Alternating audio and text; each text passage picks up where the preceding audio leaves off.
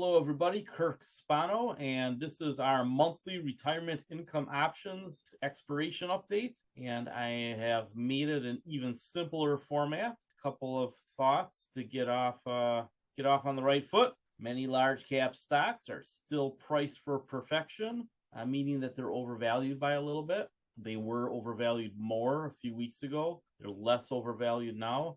We talked about breadth expanding, and now it's contracted again a little bit. So some of the stocks that ran up a little ahead of their outlooks for the next 3 to 5 years have come back a little bit. Again, who cares? That really just plays into the S&P 500 index. We don't like a ton of stocks on the S&P 500 index, but we'll take a look at a few. The best valuation and growth opportunities are still in small and mid caps. Once interest rates come down, I think that they outperform quite a bit. I'm on board with Tom Lee there. So many stocks are still overbought on the weekly RSI, but not as many as a month ago. Still in the editing process. That means that the correction is playing out. A lot of the charts that you've been looking at are starting to turn over, and you have to let them turn over. Don't jump the gun.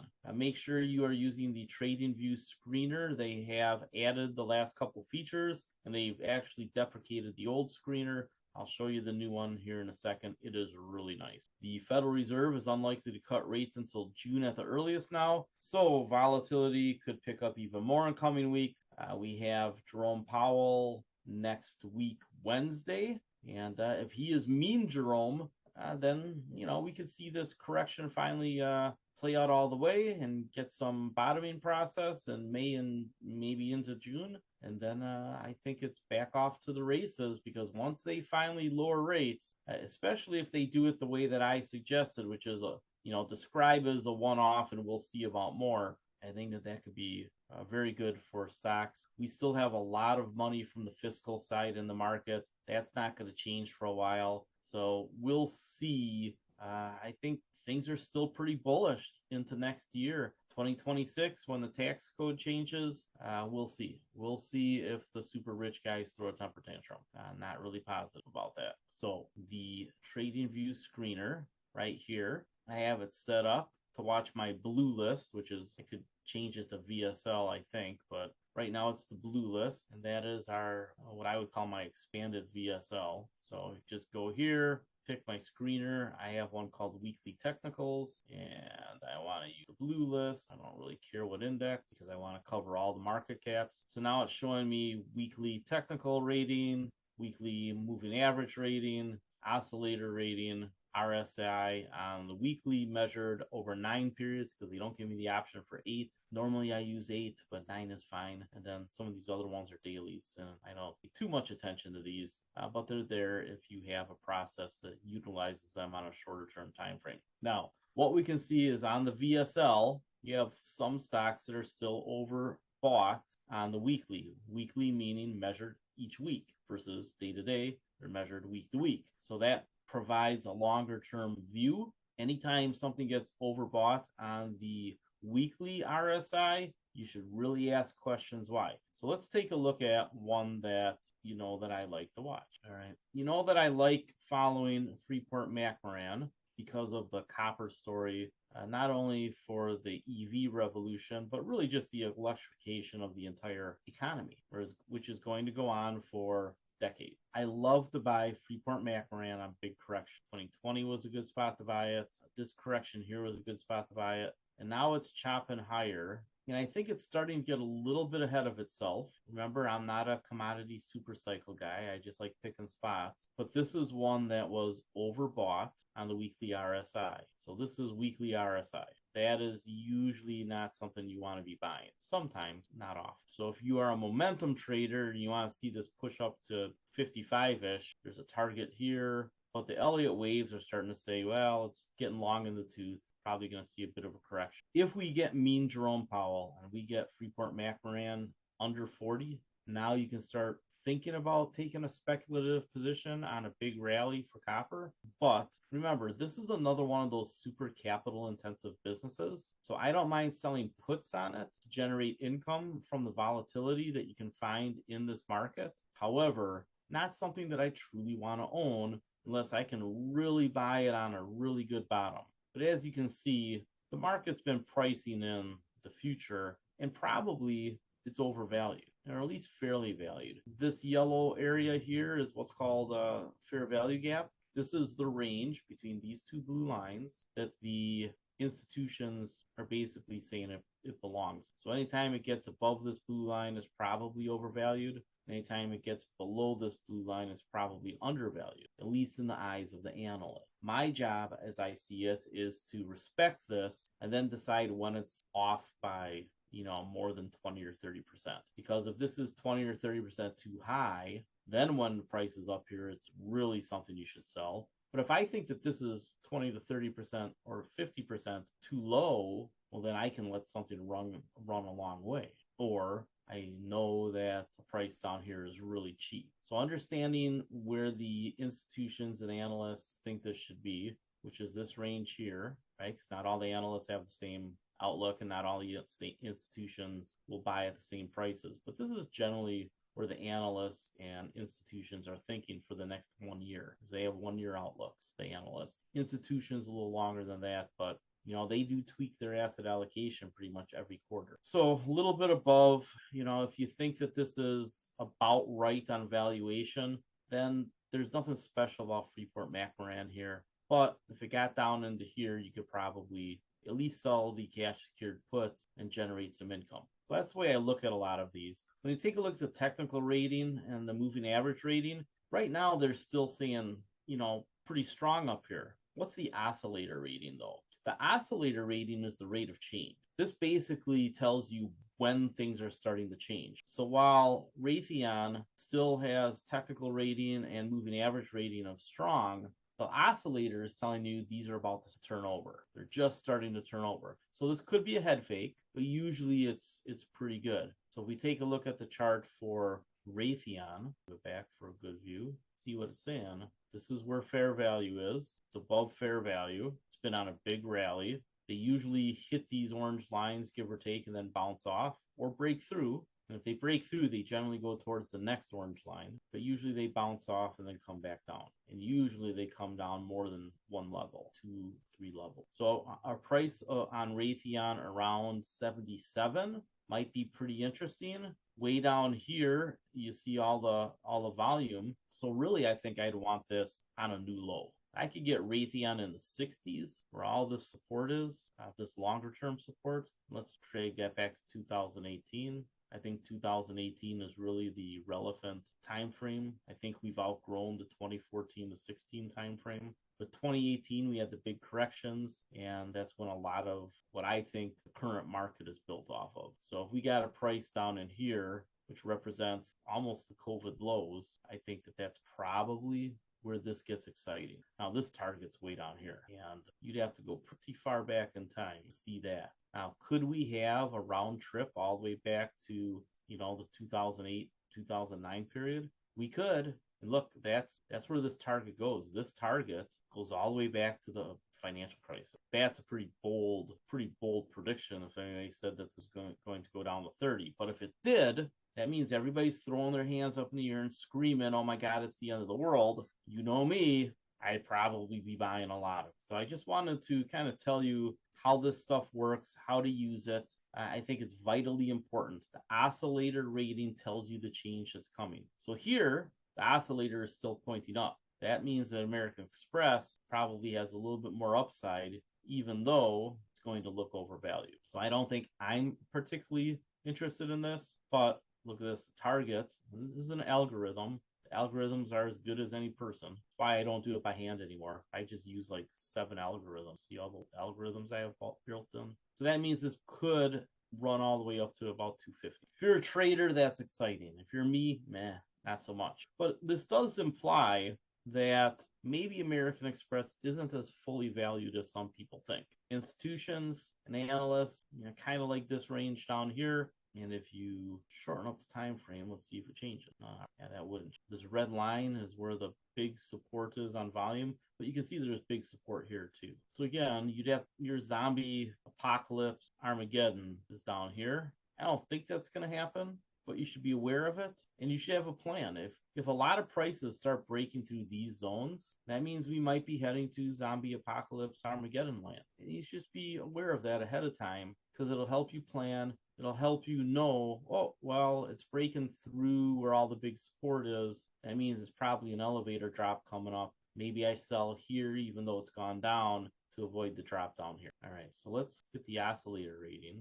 And all of these on sell, you probably don't want to add, not right now. But as some of these switch to neutral, you can start looking for opportunities. And if it's neutral, what you want is to see a seller strong sell over here, because that means that they're probably in a bottoming process and you might have an opportunity. So Stratasys, this is a company I mentioned recently. I was looking at the 3D companies because they seemed like good long-term prospects, but Gartner hype cycle, right? Hype cycle, crash. And now it probably starts to work its way back up over a number of years. So Stratasys, what's going to be the narrative? Oh, it's been horrible for a decade. Oh, I hates it. Well, but this is where you start to see distressed buyers, right? This is where the vultures come in. I like being a vulture. I like buying when everybody's screaming and waving their hands and it came down a zillion % and I lost money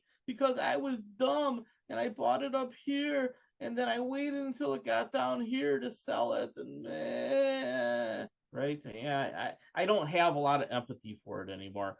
If I would have bought this here, went up, I felt smart, and then it came down and I didn't sell it, I probably would have sold it in here. But if I didn't, I would have nobody to blame but myself. And that was a comment from one of the webinars. Somebody was like, people just aren't accountable. And it's true. It's true. So, this can look like a good spot because, oh, look, we got a big correction and it rallied. I feel smart. Probably should sell some up here. And then you ride it down and you're like, now what do I? But look at this base. I mean, this is 7 years. You ain't got the little spike in 2021 because everything went up. But look at this. This is a spectacular chart to buy. I mean, there's just not a lot of downside here. Now, is this something that I actually buy? No. I like this one for selling puts. So this is probably something that, and I've been looking at it. I've been looking at these for 6 months to a year. Haven't added them to any of the punch card stocks list, but after the micro caps graduate to being Russell 2000 small caps, we'll have to decide which ones of those we want to keep and what else to add. And I think the 3D stocks are interesting because you're going to see major printing of a lot of things. You're going to see a lot of building materials going through the 3D printers in the future. So it's something to keep an eye on. It's dirt cheap. This is where you should be asking the question, is it going to be around in 5 years? Is their business going to improve? Are they going to get higher revenues? Do we have dilution between now and then? That's an important question. But you take a look here and you're like, it's a pretty interesting spot. I mean, we might look back in a couple of years and go, damn, we missed the bottom. And we might. But I am telling you, you should be looking at the 3D printers right now because the only solution to building more homes is that they're not completely stick built. I'm not saying that everybody gets a manufactured home. What I've been looking at is a building process where they basically send the walls and a bunch of stuff as a kit. And then it's almost like putting together Legos.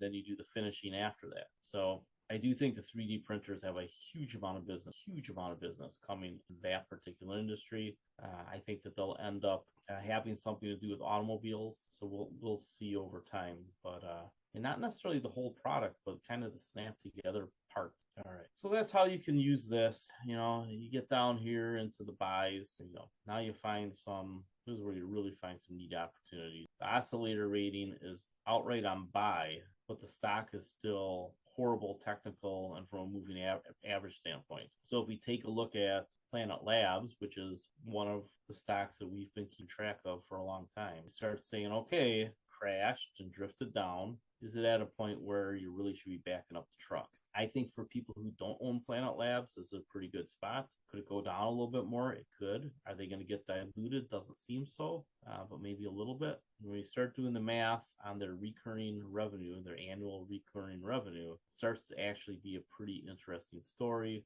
You might be at the vulture spot. Goldman Sachs has a price target of 420. It's $1.77 right now. It appears to me that this price range, this is part of the fair value gap analysis, this price range in the 6 6, 7, 8 range. Seems like it's almost a sure thing over the next several years because of the annual recurring revenues. The market will start wrecking. But because there's hate, because, oh my God, it went down, therefore it must be the worst thing in the world. This is where your people who actually care about value and growth start to go, it's probably worth up here somewhere. I just got to wait. And waiting is the hardest part. All right, so bounce back over here, format, and I haven't finished this up. Mainly because I didn't want to show the trades. I'll finish this up today. Just going to have a very simple copy of all the stocks on the punch card stocks list and on the grandpa stocks list. I have a couple to pull out, but not many. And then the option ID. And they're all option selling, so they will look like this. End phase, June 100 put $10. What does that mean? Looking to sell the June $100 put and get at least $10 for it. It's at about 9 right now. So you set your good till cancel order at 10, see if it hits on the volatility. End phase has tremendous long-term upside, but is very volatile. The net cost under $100 is very desirable. Chart in here for you. And there you go. You can see it's in a bottoming process. It might come down here into the 80s again, but it really should break way up here somewhere. This is where the institutions and analysts believe it should be, where they have given enough support to buy it back up. I think you can get a double or triple out of end phase from prices not too much further down over the next few years.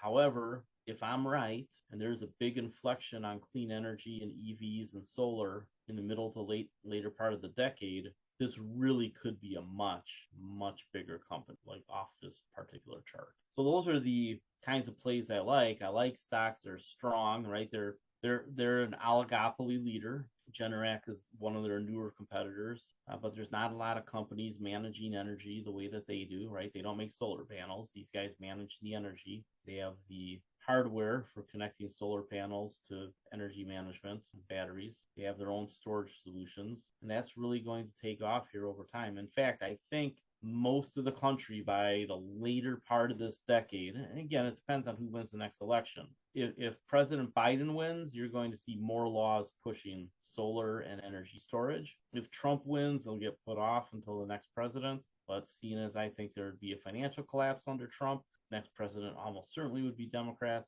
and they would push this. Now, we can't game it perfectly, but I will say that I have contingency plans for if Trump wins, which is basically play the spike and then sell it, fade it hard. So we'll see. I think end phase, it's just a matter of when their future gets here. It's gotten priced for the future once before, and eventually it'll get priced for the future, but it's pretty cheap right now. So that's what I'm going to do here, is go through all of these and give you some ideas. I'm going to get rid of a handful of these stocks. I'm really trying to concentrate this down to under 60 total ideas, just kind of the best ideas out there are the ones that I'm actually putting in the client account. And I'll cover the other stuff on the VSL. The VSL, again, is laid out in a way that pretty easy for you to follow. If one of the boxes turns colors, you should look, because the estimates that I have put into the VSL are pretty good. The best ones I'm basically putting in here, obviously, because I'm managing other people's money and I need to see the balances go up, because that's how I get a raise. If they don't do well, I don't do well. But if they do well, I do better. So that's what we're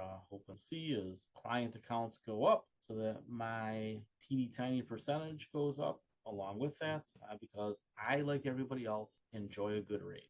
Comcast is one that I think is pretty interesting right here. I think they are a winner from streaming consolidation, but I will tell you, I am tired of waiting for streaming consolidation. I am tired of executives at Paramount and Warner Brothers and some of the other places, pretty much everywhere but Netflix, skimming companies of billions of dollars. So I'm going to be real cautious here. Now, if you're a dividend investor and you want to buy Comcast outright, sell a put, take possession, or just keep selling puts until you get assigned the shares and then collect your dividend, I think it's an eventual winner. I was using the same strategy with Paramount, and they went and cut the dividend on me. I'm just waiting at this point for Paramount and Warner to get bought out so I can see what happens, exit those stocks, and have the capital for other things, because I don't like the management of either company anymore. It has become painfully obvious that Warner Brothers and Paramount, they're just trying to take as much money out as expense. Comcast is run better person, better structure, but they also have heavy debt. So what you get with that though is the cable assets, which are turning into fiber, which are turning into more internet access. I think that they do well in the transition because they own the wire, which means that they can just take a cut when you subscribe to something, and that's already started to occur. So I think Comcast is probably the safest one in the group. Pays a dividend. I think they win somehow on consolidation. Take a look at it if you're a dividend investor and maybe figure out a strategy. Innovative Industrial keeps getting upgrades, so selling puts on this one is pretty neat. Now they have a very big dividend. Very well could be on the high yield stock list, but I believe their dividends just keep increasing. They increased very fast, hit a speed bump, but I think they're going to start drifting up again. This might end up on the high yield list. We'll see. If they really can't increase their dividends much more than a few percent a year, then it'll drop down to the high yield until it's off of there because the price goes up too much. But I do think Innovative Industrial probably heads towards 200-ish in the next 3 to 5 years. All the positive surprises that are coming all the surprises that are coming are generally positive. There's really nothing negative that can happen unless, if they re-federalize the criminality of marijuana, I guess it would be bad for them. I just don't see any. I can't see a politician in this country breathing that out loud. They'd have to be in a really conservative district. All right, Newmont went from the top of the list to the bottom. I actually think you can sell covered calls on this one, not cash secured puts. I guess it depends on which way the next move is. If it goes up, sell covered calls, and if it goes down, you can sell cash secured puts. So this is one that requires a little bit more trading in them. I don't look at it as a buy and hold stock, a trading stock. So we go through all of these. I don't care that people know what they are. I'm not really telling you how I'm handling them and what ideas I do have. Some of these aren't going to have option already covered. So I will have this out later today. Specifically showed you N phase. I think the N phase is one for you to think about. This is what the chart looks like. So if you sell a cash secured put at 100 for June, right now you can get $7.72, which is pretty good return for 2 months. 7% for 2 months. Multiply that by 6. There's basically 6 2-month units in the year. You have an annualized return over 40% to sell these puts now. I think you're going to be able to get 10 on these. So you could scale in, sell one now and sell one at 10, and if it goes lower, sell another one. That's a good strategy. But this is close to its bottom, and it has some ups. I think for the long term, this has another big rally. I really could see it well over 400. That's how big this company I think is going to get. Remember, think about things in terms of market cap, not necessarily share price. Right now, the market cap on Enphase is only $14 billion. Think about how big the energy market is. Compare Enphase to some of the other energy companies, some of the other utilities. This is a company, especially if they merge with somebody that has a solar farm or solar farms, this could really be a big company. And I really think that because the price of solar panels just keeps plunging, eventually you're going to see a mass migration to solar panels, especially in the commercial space. The building that I'm looking at in downtown Milwaukee, I would absolutely put solar on the roof. And I think that that's coming all over the place. It just makes infinite sense. Anything that has rooftop space that's not utilized, parking structures, flat top buildings that are retail or whatever they might be. The building I'm looking at is 20 by 100 square feet, so 2,000 square feet. I can put solar panels across half of the roof, 1,000 square feet of solar panels that pay for probably 90 some odd percent of my energy use, and I'd be able to store some of that. And if I can get mostly off the grid, that is a lot of independence, and I don't get gouged because the utilities are still mainly fossil fuel. And at some point, that's going to come home to roost. That'll be a big inflection point for these is, what happens if the price of natural gas and oil actually does go up because they actually aren't developing a lot. And I won't say enough. I'll say just they're not developing as much as they were because it's getting harder to get to. It's getting more expensive. And, it's killing the planet. So there's an inflection point coming on all of these clean energies. The smart money is all buying into this stuff. And they're patient. They're willing to wait longer than the 10 months that the average retail investor holds a stock. They're willing to hold it for 3, 4, 5 years and get that year or two where it doubles a couple times. And that's, I think, the story here. I think ultimately it gets way up. All right, I will finish the article I'll put in all the option ideas, and this will be the one big option update every month. I'm going to put it into the resources over at Seeking Alpha. So it'll be right under the resources tab, and I'll just update it every month. And then other ideas will be when I actually make a trade, I'll just put a retirement income options trade alert out, say this is what I did and why I did it. So very, very easy. Gonna make this even easier. All right. Any questions about anything? Any stocks that you wonder about? Any thoughts on silver? It is a shiny metal with a little bit of utility, and it's tradable. My thoughts on silver are a little bit more constructive than on gold. I think gold is a trade, even more of a trade than silver. Silver has some industrial use, right? But, whenever we mine anything else, we get some silver with it. There's not really a shortage of silver. So if you want to trade it, go ahead and trade it. It's not really a long-term investment. Unless you actually have the physical silver, just like I talk about with gold, buy some little gold bars. Somebody had one at poker, and he actually had a 1 ounce little gold bar that was his chip protector. And I was like, that's real gold? And he threw it over to me, and I picked it up. I was like, that's an ounce of gold. And he goes, yeah. I go, you use that as a chip protector? He goes, yeah. It's like, holy shit. That was cool. The coins are cool. The old coins are cool. I should have bought the Cougarans when I had a chance.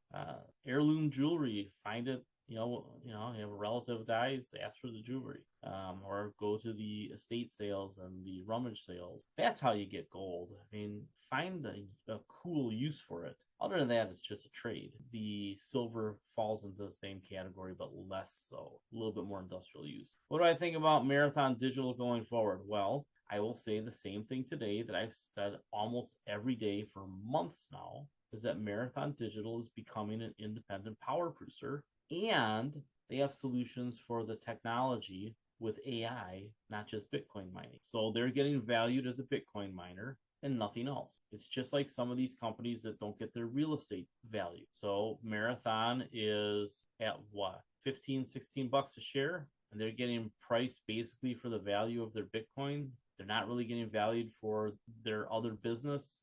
They're supplying others now with equipment, not just themselves, and they have 1.2 gigawatts of energy that they produce. If they just stopped all their technology and just sold the energy as an independent power producer, they'd be profitable. By the way, they own a bunch of Bitcoin. By the way, they produce Bitcoin every day. By the way, they're selling rigs so that other people can do Bitcoin. And they have rigs that are for the AI now. So, and they have management and software. Marathon Digital to me is probably 3 different companies, and they're getting valued for one of those companies. What did Charlie Munger always say? Find a company where there's parts of the company that aren't valued by the public. And that is what I'm looking for on everything. You have to find the inefficient spots in the market, because those are the only places where you can find valuation and growth that makes sense for taking the single stock risk. Somebody says, do you still have confidence in DNA? Well, I mean, Ginkgo Bioworks, their slog is taking forever.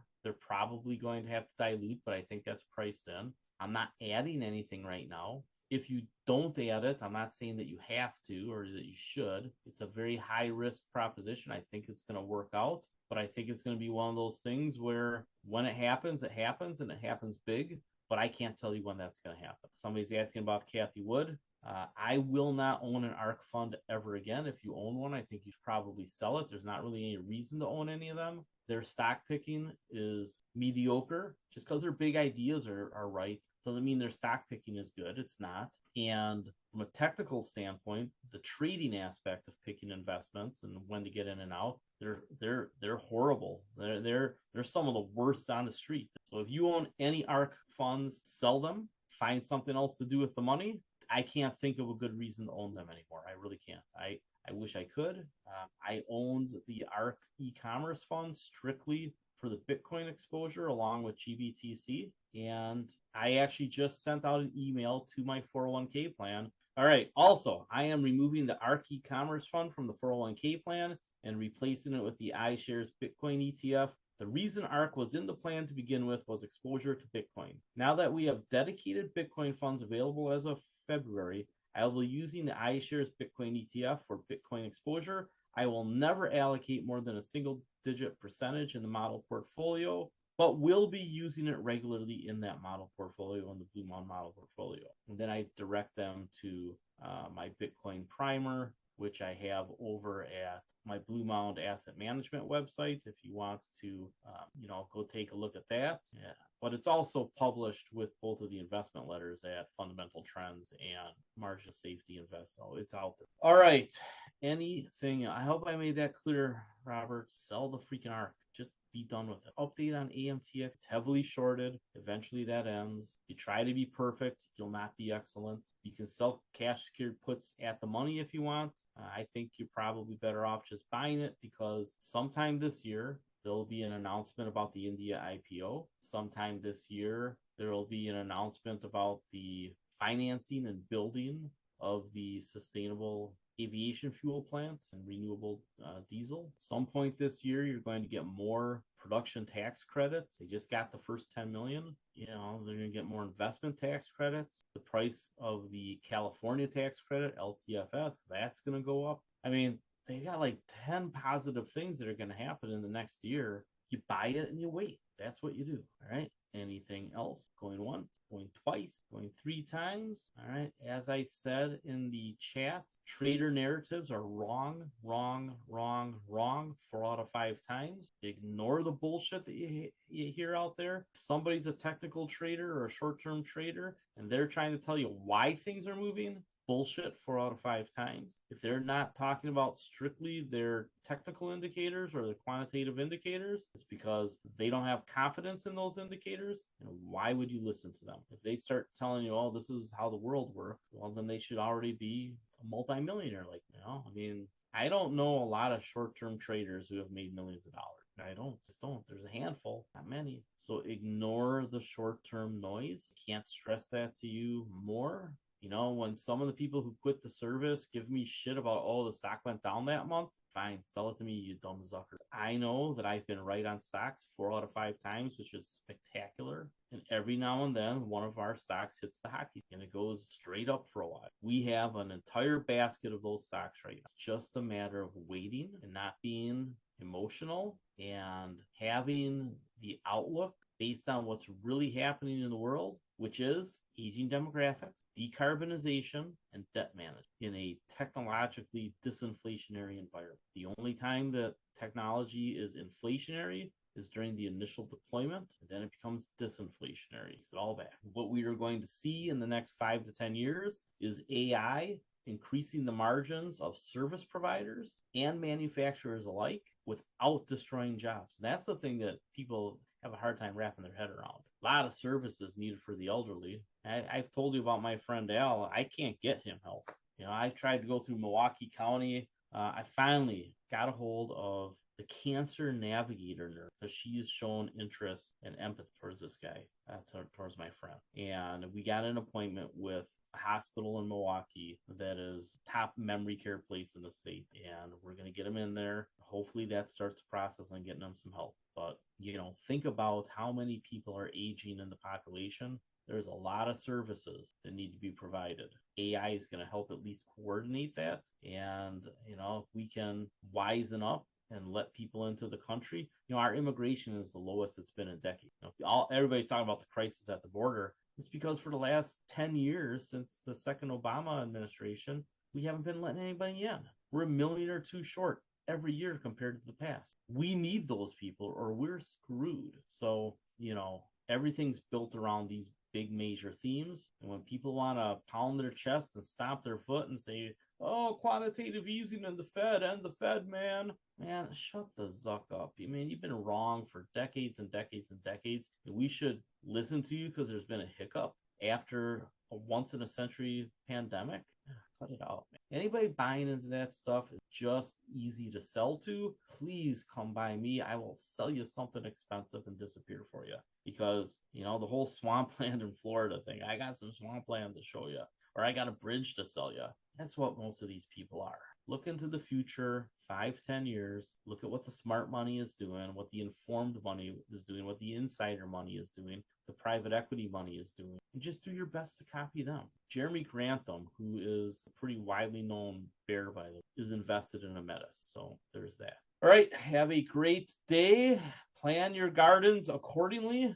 Mine starts going in the middle of May, although I'm going to plant my herb seeds maybe this weekend. Looking forward to playing in the dirt. All right, everybody, have a great day. Articles up soon.